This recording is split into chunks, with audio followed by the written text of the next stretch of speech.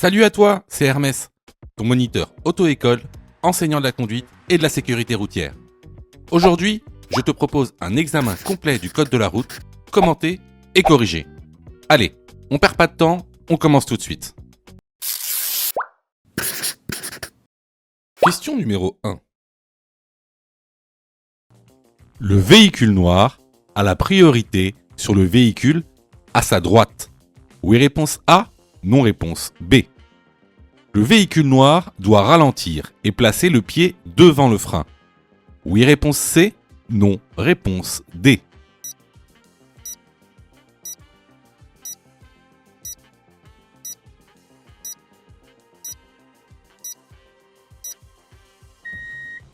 Alors, ici, comme tu le vois, on est sur une intersection.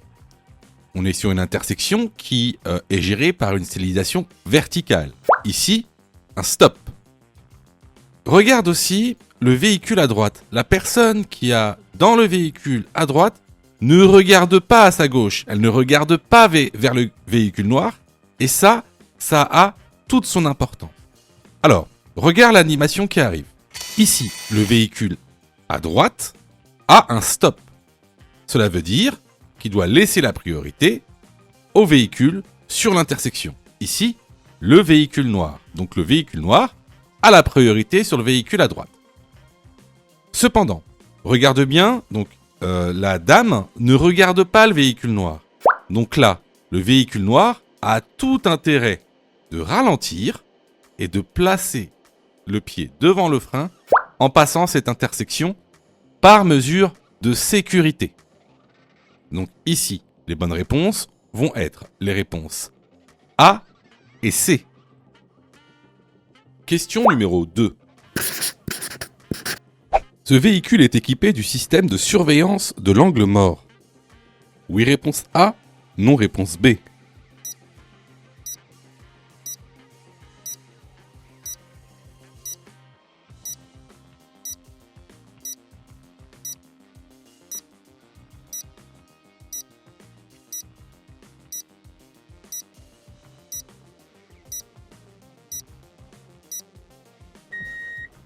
Alors, déjà, c'est quoi le système de surveillance de l'angle mort? C'est une aide à la conduite qui va permettre au véhicule de repérer automatiquement tous les autres usagers de la route qui se trouvent sur ton angle mort. Quand il y aura un véhicule sur ton angle mort, il y aura un petit pictogramme qui s'allumera pour te prévenir. Ici, comme on voit sur la photo, sur le rétroviseur, il y a un petit pictogramme qui montre que ce véhicule est bien équipé de ce système. La bonne réponse ici est la réponse A. Question numéro 3. La fatigue augmente les risques d'accident. Oui, réponse A, non, réponse B.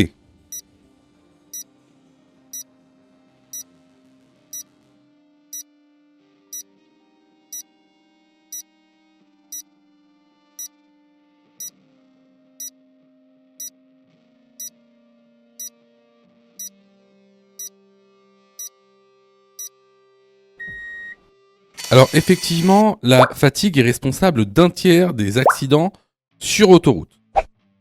Le risque d'avoir un accident dans un état de fatigue est multiplié par 3 ou 4. Donc ici, la bonne réponse est la réponse A. Question numéro 4.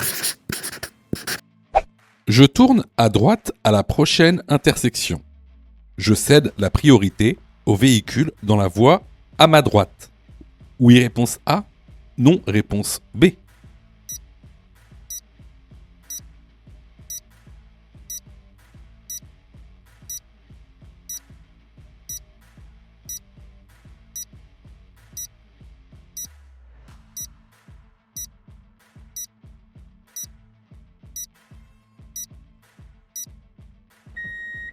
Alors ça, c'est une question que vous vous posez régulièrement. Vous voyez, à notre droite, il y a une voie qui est délimitée par des lignes blanches épaisses. Donc, ligne blanche discontinue épaisse, ça veut dire que c'est une voie réservée. Alors, ici, on peut voir à qui elle est réservée grâce au marquage au sol. Donc, elle est réservée aux bus et au vélo. Donc, qu'est-ce qui se passe lorsqu'on a une voie réservée à notre droite et qu'on veut nous-mêmes tourner à droite? Alors, c'est simple. Les véhicules qui sont dans leur voie réservée ont la priorité. Donc, il va falloir laisser passer les véhicules qui sont dans la voie réservée pour ensuite pouvoir tourner. Vous ne pouvez pas tourner sans qu'il n'y ait personne sur cette voie. La bonne réponse ici est la réponse A. Question numéro 5. Je peux rouler sur la voie de bus avec une motocyclette. Oui, réponse A. Non, réponse B.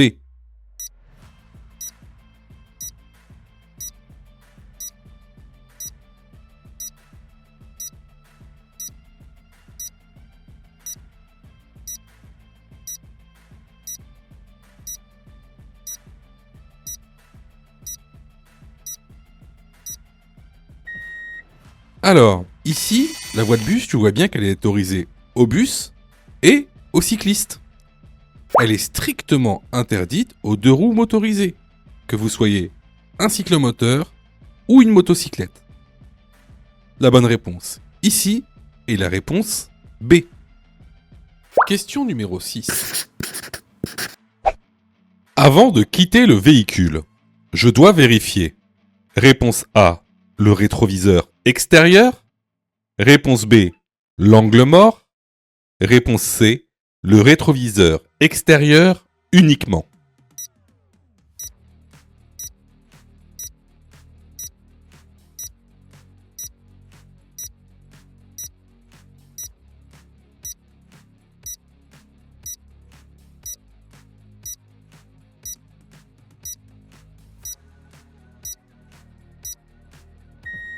Alors, avant de quitter ton véhicule, tu dois tout d'abord vérifier ton rétroviseur intérieur pour savoir si une personne qui est garée derrière toi souhaite également quitter son stationnement.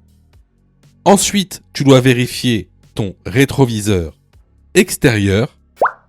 Et enfin, tu dois vérifier l'angle mort. À savoir également qu'une ouverture intempestive de portière est punie par une contravention de première classe et tu seras responsable en cas de dommages matériels et corporels. Donc, ici, les bonnes réponses vont être les réponses A et B. Question numéro 7. Je suis bien placé pour aller à Paris. Oui, réponse A. Non, réponse B.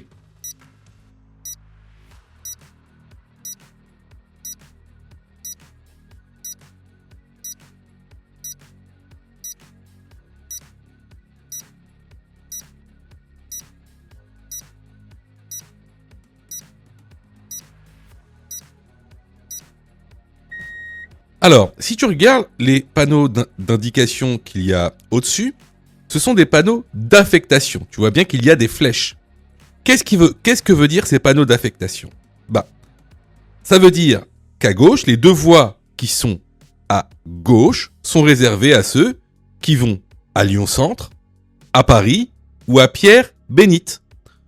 Ceux qui sont sur la dernière voie à droite, eux, vont à Grenoble, Chambéry, Bourg et Genève. Donc, ici, je suis juste en dessous du panneau d'affectation pour aller à Paris. Je suis donc bien placé pour aller à Paris. La bonne réponse ici est la réponse A. Question numéro 8. Dans cette situation, réponse A, je ralentis. Réponse B, je mets mon clignotant gauche. Réponse C, je maintiens mon allure.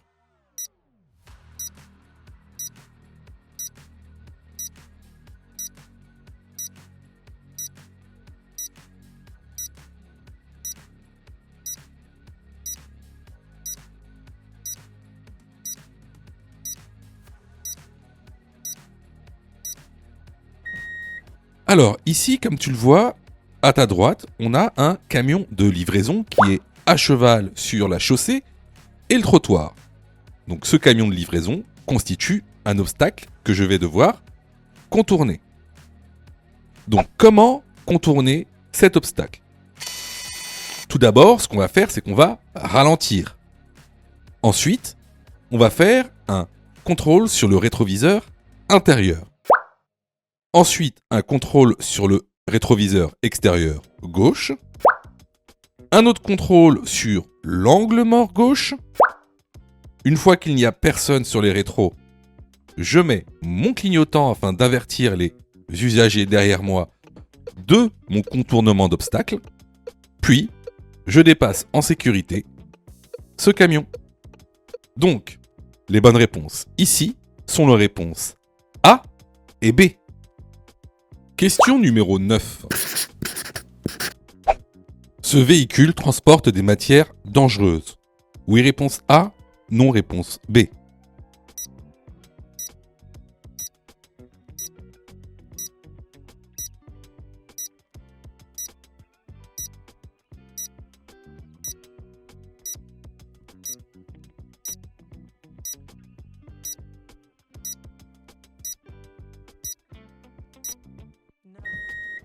Alors, la plaque de gauche carrée avec les chiffres inscrits dessus indique que le véhicule transporte des matières dangereuses.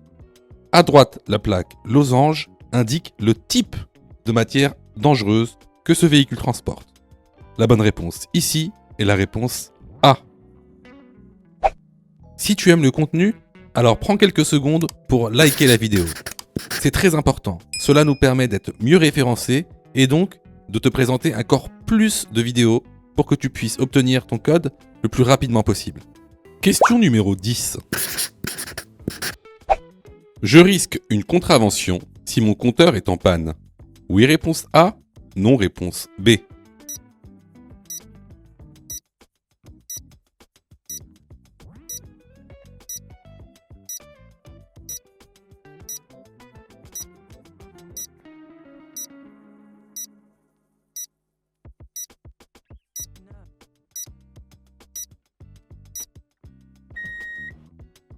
Alors, tu dois savoir qu'un compteur non fonctionnel est passible donc d'une contravention de 3e classe, c'est-à-dire une amende de 68 €. La bonne réponse ici est la réponse A. Question numéro 11. Le tramway est à l'arrêt. Réponse A, je klaxonne. Réponse B, je passe avec prudence. Réponse C, je m'arrête.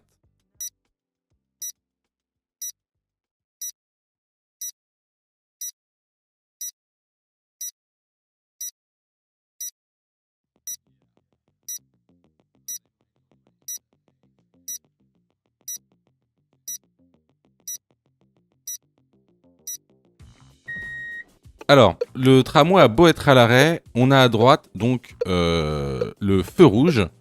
Donc effectivement, ici, il ne sert à rien de klaxonner. On ne peut passer avec prudence parce qu'on a un feu rouge. Donc ici, je m'arrête. La bonne réponse est la réponse C. Question numéro 12. Dans cette situation, j'allume mes feux. Réponse A, de brouillard. Réponse B, de route.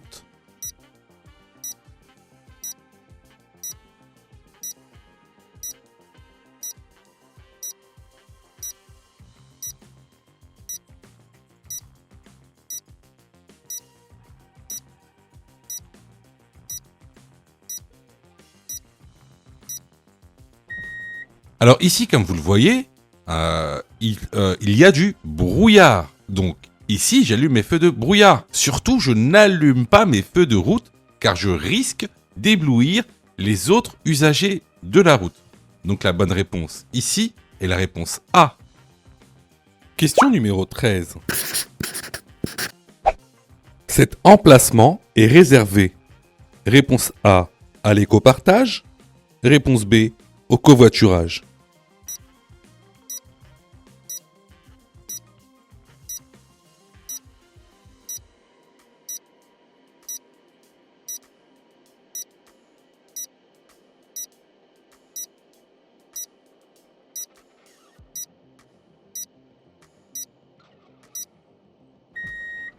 Alors, cette question elle est intéressante parce que vous confondez toujours covoiturage, écopartage, écomobilité, écoconduite.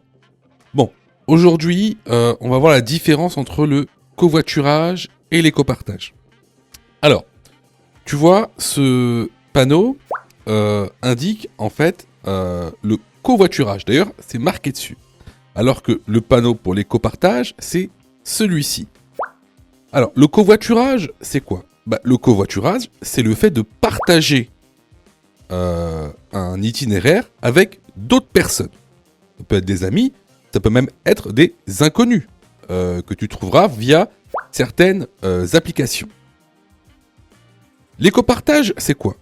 L'écopartage, c'est autre chose. L'écopartage, c'est le fait de louer un véhicule en libre service. Donc parfois pour moins d'une heure. Voilà. Donc c'est deux choses différentes. Alors ces deux choses différentes participent à l'écomobilité. C'est vrai. Mais c'est deux concepts différents. Ici, cet emplacement est réservé au covoiturage. La bonne réponse est la réponse B. Question numéro 14. Ce panneau indique, réponse A, un passage piéton. Réponse B, un endroit fréquenté par des enfants.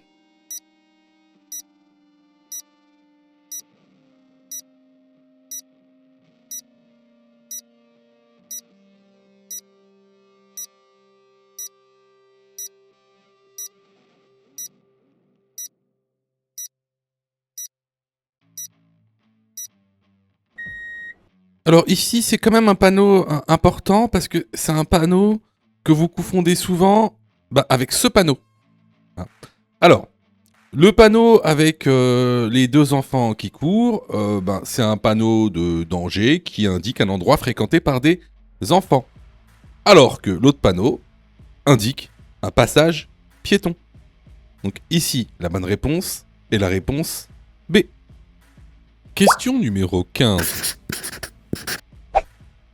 Dans un tunnel, la distance de sécurité peut être estimée via les diodes. Réponse A, bleu. Réponse B, orange.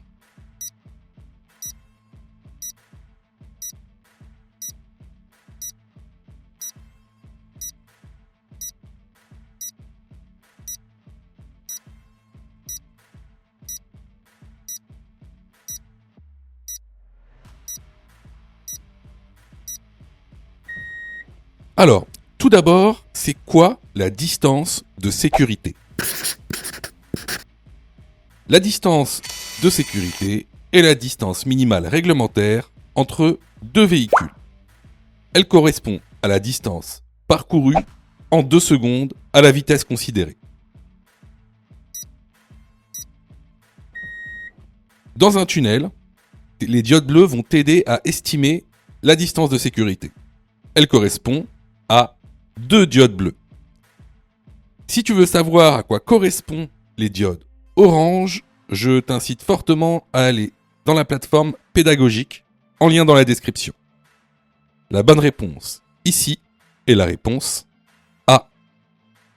Question numéro 16. Je circule sur une route à chaussée séparée à 80 km/h. La distance de sécurité est de réponse A, 58 mètres. Réponse B, 48 mètres. Dans cette situation, ma distance de sécurité est bonne. Oui, réponse C. Non, réponse D.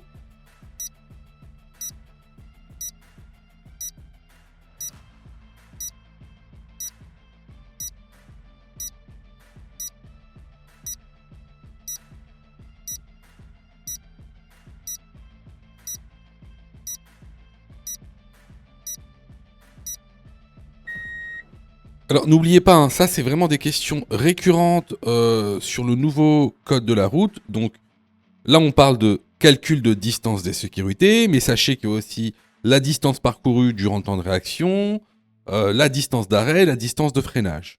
Donc il y a pas mal de calculs à connaître pour le nouvel examen du code de la route. Réforme 2023. Alors, Ici, on nous demande si la distance de sécurité est de 58 mètres ou de 48 mètres.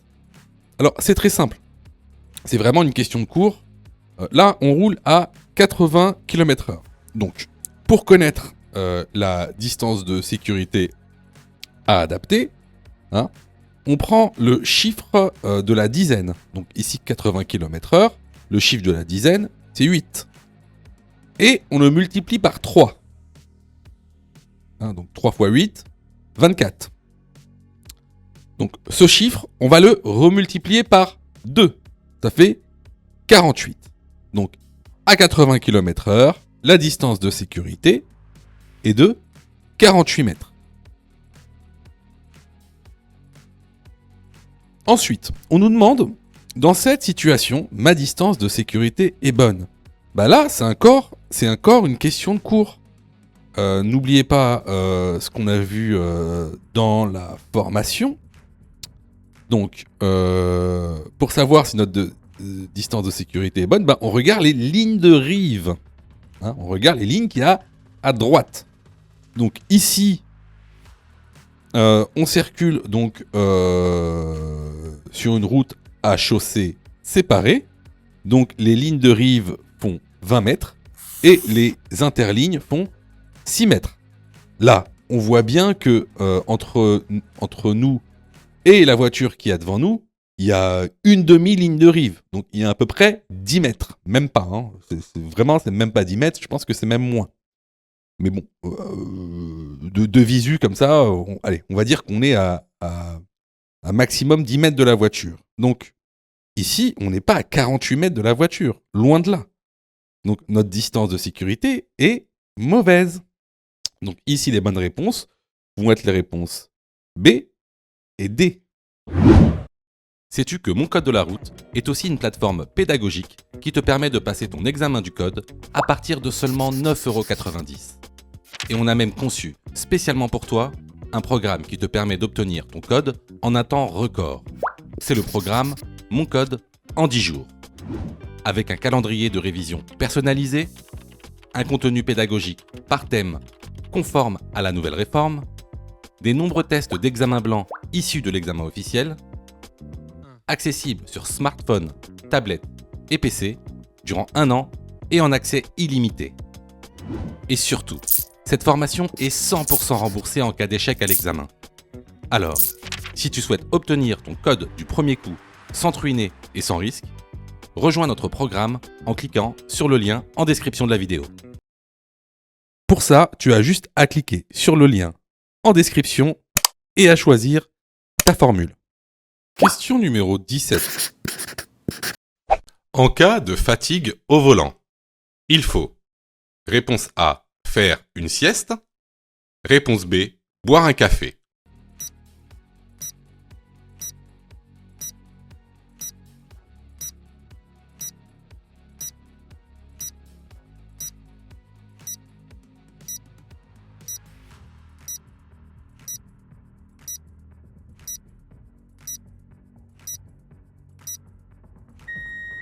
Alors, contrairement à ce que beaucoup de gens pensent, le fait de boire un café ne va pas retirer votre état de fatigue, bien au contraire. Hein. N'oubliez pas que le café, c'est une drogue, c'est de la caféine, c'est une substance psychoactive, hein, qui est quasiment la même que le thé, théine. Hein. Le thé, c'est de la théine.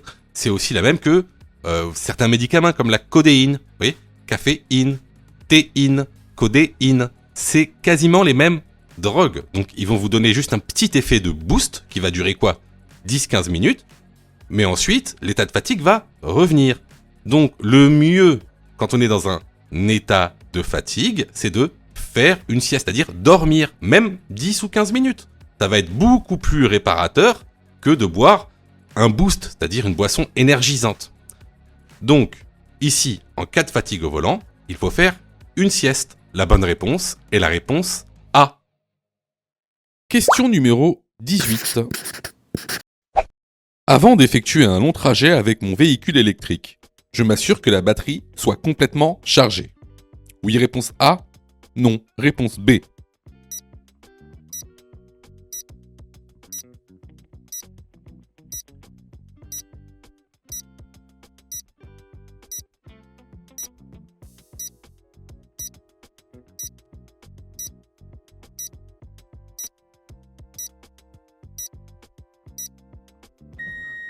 Alors, il y a deux choses à faire avant un long trajet lorsqu'on a un véhicule électrique. La première chose, c'est de charger sa batterie suffisamment. La deuxième chose, c'est de vérifier tous les points de recharge le long de votre trajet. La bonne réponse ici est la réponse A. Question numéro 19. Je tourne à droite. Je cède le passage au véhicule venant de gauche. Oui, réponse A. Non, réponse B. Je cède le passage au véhicule venant de droite. Oui, réponse C. Non, réponse D.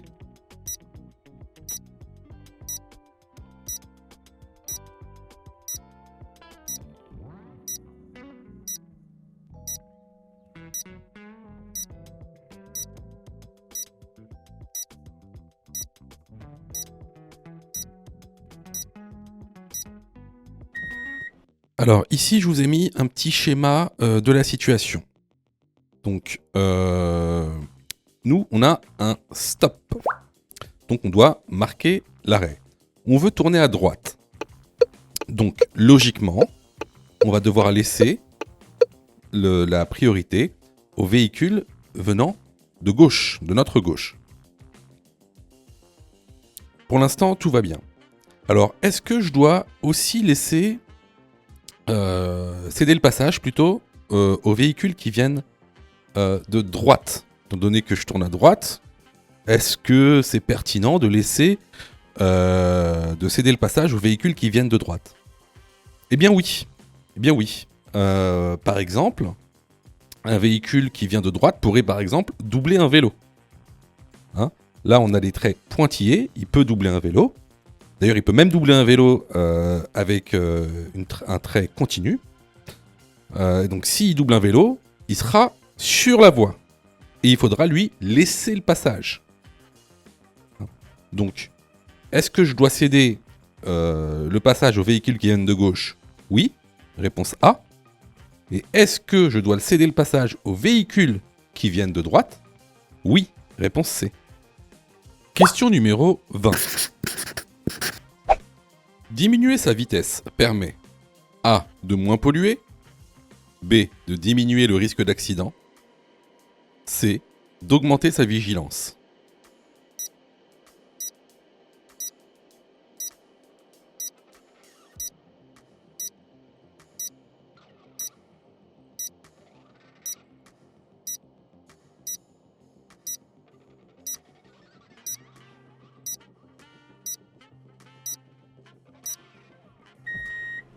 Alors, diminuer sa vitesse va vous permettre tout d'abord de moins polluer. Plus vous allez vite, plus vous polluez.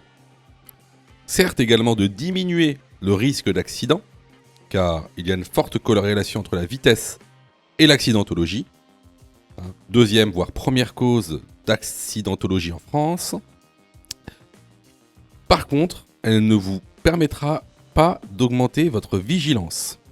Donc les bonnes réponses sont les réponses A et B. Question numéro 21.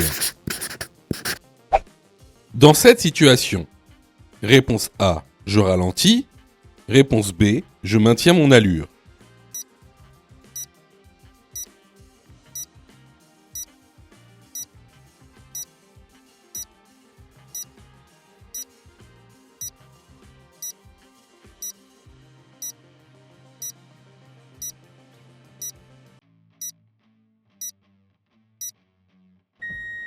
Alors ici, regardez bien. Il y aura deux raisons pour lesquelles il faut ralentir. La première, regardez la signalisation verticale, on a un dos d'âne. Donc il va falloir obligatoirement que je ralentisse. Deuxième raison, juste devant nous, on a un piéton qui traverse la rue de manière irrégulière, certes, mais c'est priorité au piéton quoi qu'il arrive. Donc, dans cette situation, je ralentis. La bonne réponse est la réponse A. Question numéro 22. Dans cette situation, je peux rouler. Réponse A, en feu de route. Réponse B, en feu de croisement.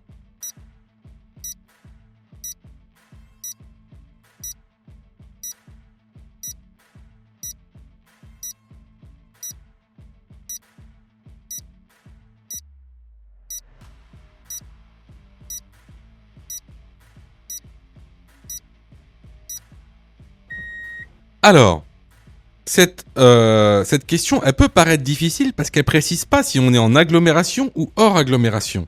Cependant, on a un véhicule en face de nous qu'on croise. Donc ici, impossible de rouler en feu de route, qu'on soit en agglomération ou hors agglomération. Donc ici, je roule en feu de croisement. La bonne réponse est la réponse B. Question numéro 23. Je désactive le régulateur de vitesse en appuyant sur la pédale de frein. Oui, réponse A. Non, réponse B.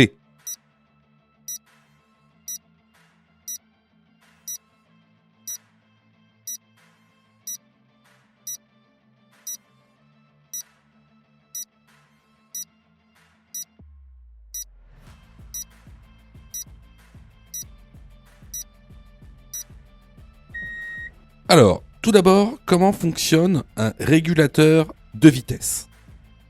Alors, le régulateur de vitesse, c'est une fonction qui permet de maintenir ton véhicule à une vitesse présélectionnée sans appuyer sur l'accélérateur.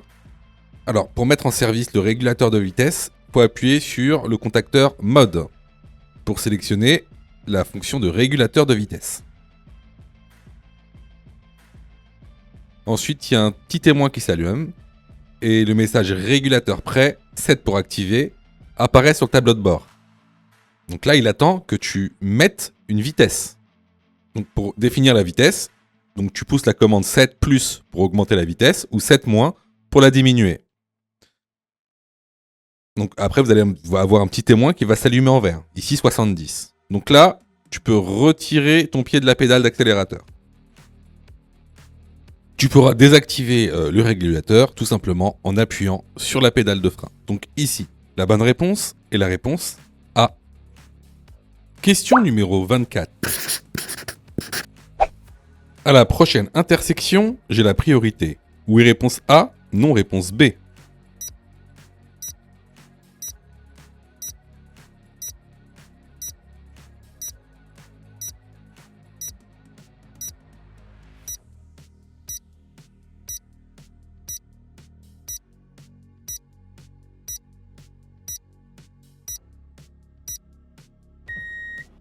Alors vraiment ici c'est un cas d'école, là c'est la priorité à droite, c'est le B à bas. Tu vois ici, on a une intersection qui n'est gérée ni par une signalisation lumineuse, ni une signalisation verticale, ni horizontale. Donc il n'y a aucune signalisation qui gère cette intersection. Donc, c'est la règle de la priorité à droite qui prime. Et ici, clairement, je n'ai pas la priorité. Ce sont les véhicules qui viendront de droite qui auront la priorité. Donc ici, la bonne réponse, c'est la réponse B. Question numéro 25. Je circule sur une route à caractère prioritaire. Oui, réponse A. Non, réponse B.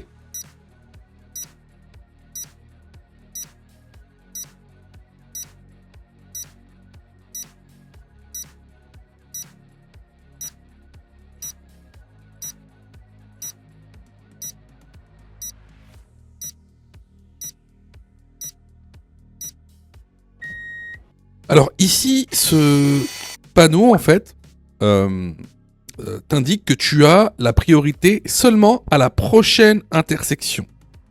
À ne pas confondre avec ce panneau de priorité losange qui indique que tu es sur une route prioritaire. C'est-à-dire que tu as la priorité sur toutes les intersections sur cette route. Donc ici, la bonne réponse est la réponse B. Alors clairement ici c'était une question basique, une notion de cours basique. Donc si tu as eu faux à cette question, je t'encourage vivement à aller te former sur notre plateforme de formation ou ailleurs. Alors surtout ne te dis pas c'est pas grave, les examens blancs vont justement m'aider à apprendre le code. Faux. Les examens blancs ne servent pas à apprendre le code. Les examens blancs servent à tester si tu as, oui ou non, assimilé le contenu pédagogique. Alors, quelle est la meilleure méthodologie pour passer le code, c'est-à-dire quelle est la meilleure méthodologie pédagogique? Alors, tout d'abord, il va falloir apprendre les cours par thème. Vous savez, il y a aujourd'hui 10 thèmes avec la nouvelle réforme. Une fois que tu auras appris ces 10 thèmes et tous les contenus de ces 10 thèmes, alors tu pourras passer à des exercices d'entraînement par niveau de difficulté. Tout d'abord les exercices faciles, les exercices moyens et les exercices difficiles. Une fois ce travail effectué, là, tu pourras t'exercer à faire des examens blancs. Surtout, ne pense pas que les examens blancs vont t'aider à apprendre. Ce n'est pas vrai. Et d'ailleurs, c'est pour ça que beaucoup de gens ratent leur code de la route. N'oubliez pas que le taux de réussite au code de la route est d'environ 60%. C'est-à-dire qu'il y a quasiment 40% des personnes qui échouent au code de la route, justement parce qu'ils n'ont pas la bonne méthodologie pédagogique. Donc ici, si tu t'es trompé à cette question, je t'encourage vivement à venir sur notre plateforme pédagogique et à participer à la formation. Pour ça, tu as juste à cliquer sur le lien en description et à choisir ta formule. Question numéro 26. Je roule avec un moteur essence. J'utilise le pistolet. Réponse A, vert. Réponse B, orange. Réponse C, jaune.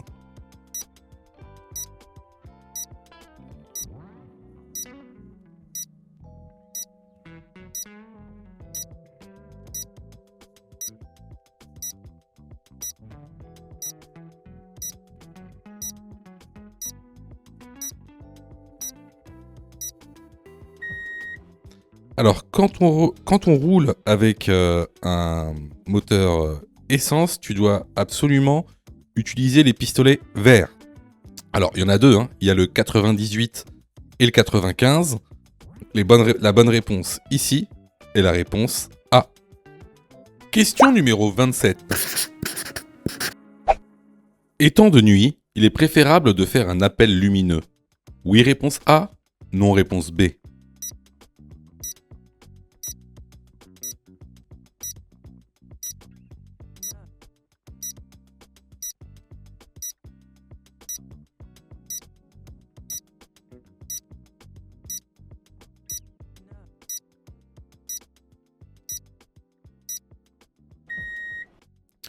Alors là, on arrive à un stop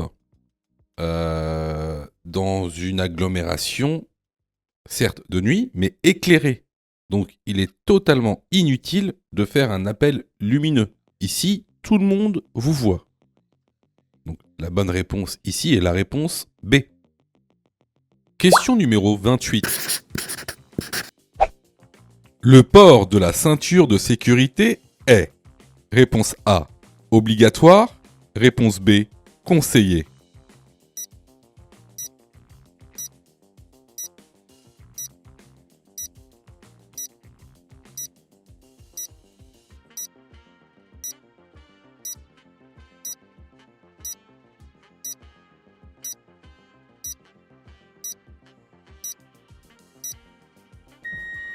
Alors, comme le montre le document que vous retrouverez dans la formation, le port de la ceinture de sécurité est obligatoire. Alors, concernant les conducteurs, si vous ne portez pas votre ceinture, c'est une contravention de 4e classe, avec un retrait de 3 points sur le permis et une amende de 135 €. La bonne réponse ici est la réponse A. Question numéro 29. Ce panneau indique une interdiction de dépasser pour les poids lourds. Oui, réponse A. Non, réponse B.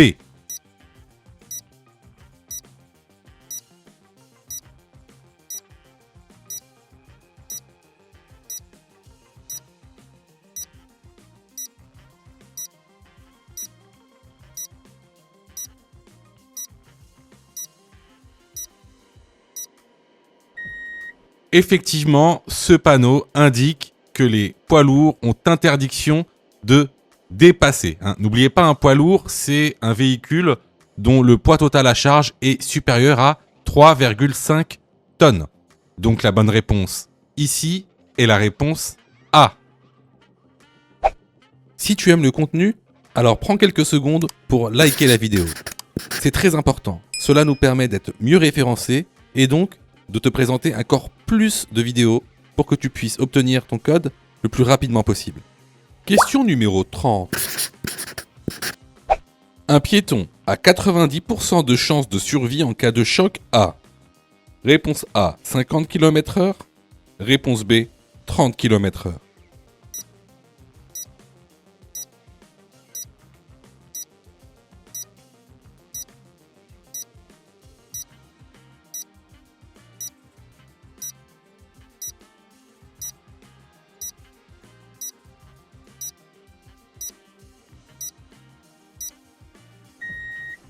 Alors, c'est une question qui est souvent posée dans les examens du code de la route. Donc, il faut le savoir par cœur. Effectivement, à 30 km/h, en cas de choc avec un véhicule, un piéton a 90% de chances de survie. D'ailleurs, c'est pour ça, c'est pour cette raison qu'on a réduit quasiment maintenant dans toutes les villes de France la circulation à 30 km/h en agglomération.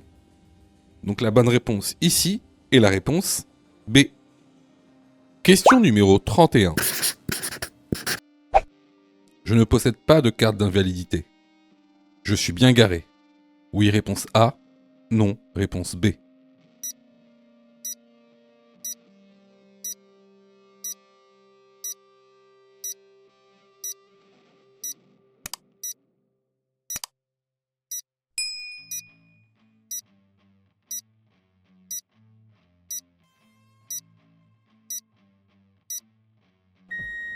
Comme la signalisation verticale et horizontale, c'est-à-dire le marquage au sol, le montre, cette place est réservée aux personnes à mobilité réduite.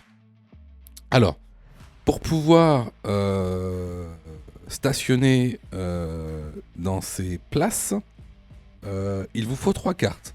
Alors, soit la carte qu'on appelle GIG, Grand Invalide de Guerre, soit la carte GIC, Grand Invalide Civil, et maintenant, ces 2 cartes en fait sont remplacées par la carte CMI, carte mobilité inclusion, qui prouve de votre incapacité ou de votre mobilité réduite, disons. Donc effectivement, ici, je suis très mal garé. La bonne réponse est la réponse B.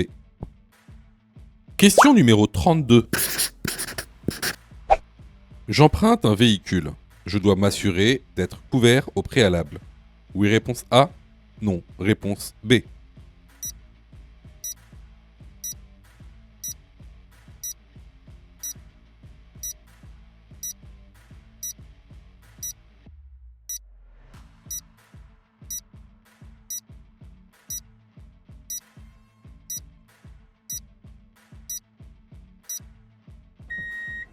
Avant de prendre un véhicule, il faut toujours demander à regarder l'assurance et savoir si vous êtes bien couvert en cas d'accident. La bonne réponse est la réponse A. Je vous incite fortement à vous former, ça vous évitera beaucoup de problèmes. Par exemple, le fait de repayer pour repasser votre code pour à peine quelques points de raté. Donc pour ça, je vous conseille vraiment de vous former. Alors c'est bien de faire des exercices, c'est bien de faire des tests, des examens blancs, mais d'abord, il faut connaître son cours. Donc nous, on a mis en place une plateforme pédagogique pour tous les budgets et pour tous les besoins. Donc, vous avez donc la plus petite formule, qu'on appelle la formule basique, à 9,90 € par semaine. Celle-ci, elle est réservée à ceux qui ont déjà passé leur code et qui veulent une remise à niveau pendant une semaine. Ensuite, vous avez la formule standard qui, elle, est valable pendant 1 an en illimité. Elle est à 19,90 €. Elle est valable 1 an en illimité. Cette formule, elle est réservée plutôt aux personnes qui n'ont jamais passé le code. Donc, à l'intérieur de la formule, tu auras tous les cours pédagogiques par thème, tous les exercices d'entraînement par thème, 30 examens officiels avec plus de 1200 questions commentées et corrections détaillées, toutes les fiches pédagogiques, Tu auras aussi droit à un suivi personnalisé pour voir ta progression et une équipe qui sera là pour répondre à tes questions. Ça, c'est pour les personnes qui n'ont jamais passé le code. Ensuite, vous avez pour ceux qui veulent obtenir leur code rapidement, vous avez la formule Mon code en 10 jours qui vous permet de passer votre code en 10 jours. Alors, cette formule-là, elle est spécifique. Elle a des modules pédagogiques spécifiques, accélérés, des fiches mémotechniques, des cours condensés avec l'essentiel, des exercices pédagogiques d'entraînement et un calendrier d'apprentissage personnalisé. Bien sûr, tu auras le droit à tous les cours pédagogiques aussi, toutes les fiches pédagogiques, tous les examens officiels, les 1200 questions commentées et détaillées. Et tu auras aussi un suivi personnalisé. Donc cette formation, elle est aussi valable pendant 1 an en illimité. Et en plus, elle est remboursée à 100% si tu échoues ton code. Donc tu auras juste à envoyer la preuve de ton échec et tu seras automatiquement remboursé. Ensuite, on a une dernière formule. Ça, c'est plutôt pour les personnes qui viennent d'arriver en France et qui aimeraient avoir des informations sur le passage du code et le passage du permis. Par exemple, les différents types de permis qui existent. Le permis normal, le permis accompagné, le permis encadré, le permis supervisé. Et aussi, si tu veux savoir comment tu peux te faire financer ton permis de conduire. Tous les organismes de financement qui peuvent financer soit à 100%, soit de manière partielle, ton permis. Bon, ça c'est réservé aux personnes qui viennent d'arriver en France et qui veulent avoir leur code. Donc voilà, on a voulu que ce soit une plateforme pour que tout le monde puisse se former au code de la route. Donc il y en a pour tous les budgets et surtout, il y en a pour tous les besoins parce que chaque personne a des besoins différents. Donc je vous incite vraiment à aller dans la formation. Alors pour y aller, c'est très simple. Dans chaque vidéo, vous voyez, vous allez dans description et il y a un lien vraiment en début de description. Donc il y a un lien. Tu cliques dessus, hein, tu cliques sur le lien, oui. Tu vois, il y a marqué plateforme de formation en ligne. Tu cliques sur le lien. Ce lien te ramène directement sur le site internet. Et là, tu cliques sur la formule qui te correspond. Ensuite, il ne te reste plus qu'à souscrire à la formation et tu auras accès directement donc à ton espace élève, à toute la plateforme pédagogique. Question numéro 33. Je dois changer mes essuie-glaces. Réponse A, tous les ans. Réponse B, tous les 2 ans.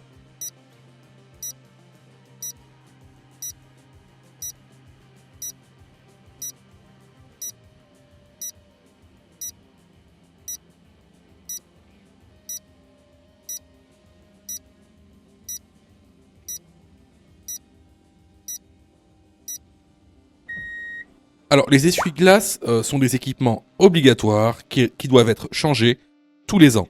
La bonne réponse ici est la réponse A. Question numéro 34. Je cède le passage aux piétons. Oui, réponse A. Non, réponse B.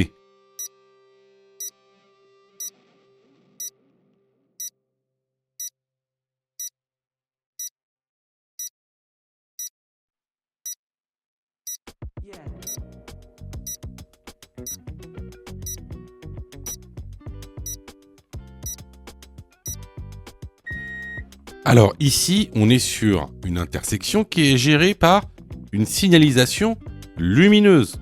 Le feu est vert, donc on passe, on ne laisse pas le passage aux piétons. La bonne réponse ici est la réponse B. Question numéro 35. Le système Stop and Start permet de diminuer la pollution sonore et atmosphérique. Oui, réponse A. Non, réponse B.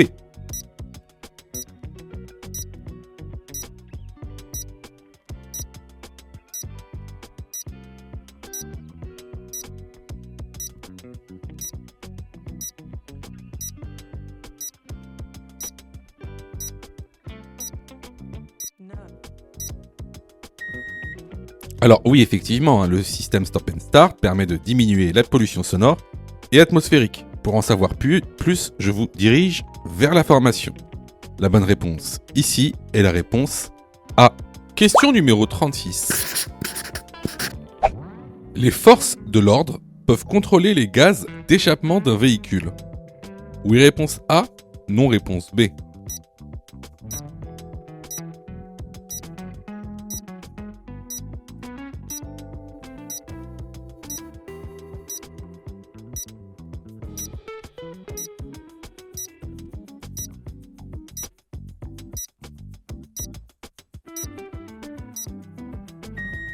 Alors, bien sûr, il y a même des brigades habilitées qui font ces contrôles-là dans le réseau routier français.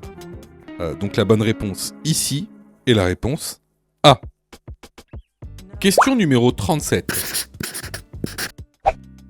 L'intervalle de sécurité entre deux véhicules est de A, 1 seconde, B, 2 secondes, C, 3 secondes.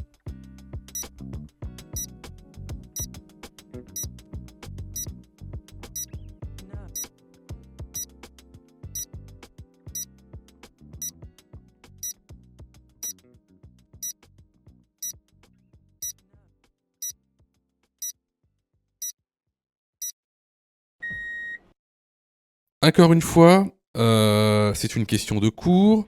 Sachez que ce sont des questions récurrentes. Hein. Il y a 4 distances à connaître. La distance de sécurité, la distance de réaction, la distance de freinage et la distance d'arrêt. Vous devez comprendre ces 4 distances et vous devez savoir les calculer. Ça, vous allez voir ça dans le cours. On ne va pas pouvoir voir ça aujourd'hui, ce serait trop long. Aujourd'hui, on parle d'intervalle de sécurité ou de distance de sécurité. L'intervalle de sécurité entre deux voitures doit être de 2 secondes. C'est-à-dire que ce qui vous sépare en temps entre vous et la voiture qui a devant, c'est 2 secondes. Donc ici, la bonne réponse est la réponse B. Question numéro 38. Je peux tourner à gauche immédiatement. Oui, réponse A. Non, réponse B.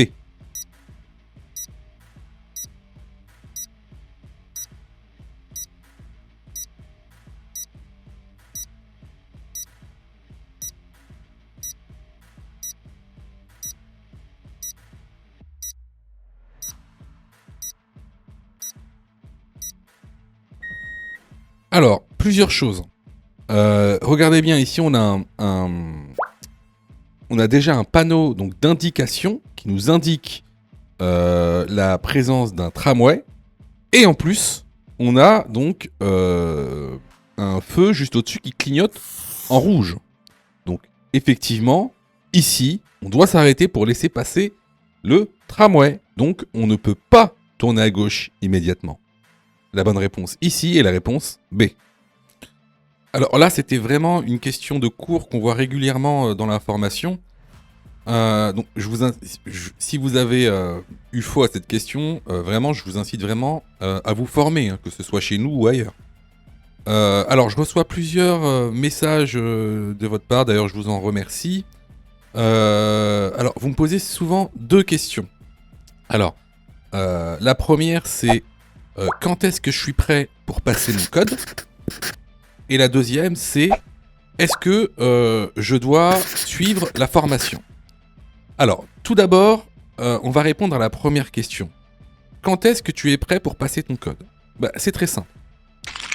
Si tu fais moins de 5 fautes sur les 5 dernières séries d'examens blancs que tu as fait, alors tu es prêt à passer le code de la route. Donc, attention, hein, ça veut dire qu'il faut que sur les 5 dernières séries que tu as faites, de manière consécutive, il n'y a pas une seule série où tu as fait plus de 5 fautes. Donc, si tu as fait plus de 5 fautes à une seule série, il faut que tu continues à faire des examens blancs. La deuxième question. Est-ce que il serait mieux pour moi de prendre une formation ? Alors, là, c'est pareil. Si tu fais 8 fautes ou plus sur les 5 dernières séries d'examens blancs que tu as faites, alors il est vivement conseillé de te former. Ça veut tout simplement dire que il te manque certaines notions essentielles. Ça veut pas dire que tu connais pas ton cours, ça veut dire qu'il te manque des notions essentielles pour pouvoir progresser. Et clairement, c'est pas en faisant des examens blancs que tu vas progresser, tu vas même plutôt stagner. Voilà. Donc si tu as fait 8 fautes ou plus sur l'une des 5 dernières séries que tu as faites, je te conseille vivement de te former. Surtout que on a mis en place donc une plateforme pédagogique qui répond vraiment à tous vos besoins. On a fait en sorte que tout le monde puisse se former au code de la route. Vous avez la formule standard, par exemple, qui est à 19,90 € par an. Donc vous payez une fois 19,90 € et vous avez le droit à toute la plateforme pendant un an en illimité, avec tous les cours, tous les 10 thèmes, plus de 1200 questions issues de l'examen officiel, commentées et corrigées. Vous avez pour ceux par exemple qui veulent passer leur code rapidement la formule à mon code en 10 jours pour passer son code en 10 jours qui est à 39,90 € par an en illimité, et en plus si vous ratez votre code, eh ben vous êtes 100% remboursé seulement en envoyant votre preuve d'échec. Sinon, pour ceux qui le souhaitent, vous avez la plus petite formule, la formule basique, qui est à 9,90 € par semaine. Celle-ci, c'est une formule qui est hebdomadaire, qui en général est réservée à ceux qui ont déjà passé leur code et qui ont échoué. C'est une sorte de remise à niveau. Donc, vraiment, il y en a pour tous les besoins et il y en a aussi pour tous les prix. Et c'est vraiment pas cher. Ce serait bête de rater son code alors que vous auriez pu vous former pour 9,90 €. Pour ça, tu as juste à cliquer sur le lien en description et à choisir ta formule. Question numéro 39. Ce panneau indique un emplacement ou une aire de stationnement dédiée au covoiturage. Oui, réponse A, non, réponse B.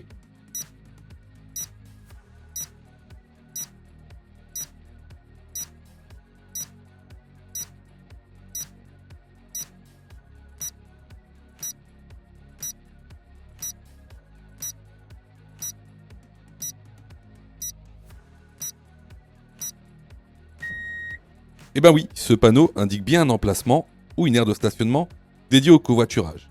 À ne pas confondre avec le panneau d'écopartage.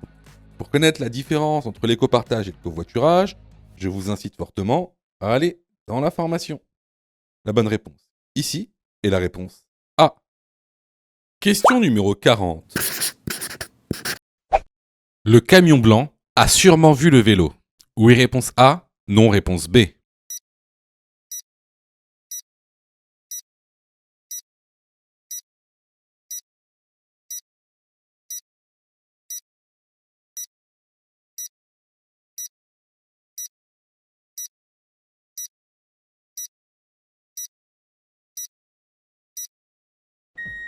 Comme vous le voyez ici, le camion blanc, en fait, est situé de telle sorte qu'il y a des panneaux d'indication blancs qui gênent en fait la vue du vélo. Mais j'ai envie de dire, même s'il n'y avait pas eu ces panneaux blancs, il y a très peu de chances pour que le camion ait vu le vélo. Très très peu, parce que les vélos, vous allez voir quand vous allez commencer à conduire, on les voit très mal, même de jour. C'est fin. C'est de matière métallique, donc par exemple là, regardez, il fait un beau soleil, donc c'est réfléchissant. Ça peut se fondre en fait avec la couleur par exemple du bitume. Donc ici, est-ce que le camion blanc a sûrement vu le vélo? La bonne réponse est la réponse B, sûrement pas. Si tu as fait 8 fautes ou plus, ne panique pas. Rejoins-nous sur notre plateforme pédagogique en ligne en cliquant sur le lien en description de la vidéo. Tu pourras alors choisir la formule qui te convient. N'oublie pas de liker la vidéo et de t'abonner pour recevoir toutes les dernières notifications. Tu peux aussi continuer à t'entraîner en cliquant sur l'une des vidéos qui s'affichent.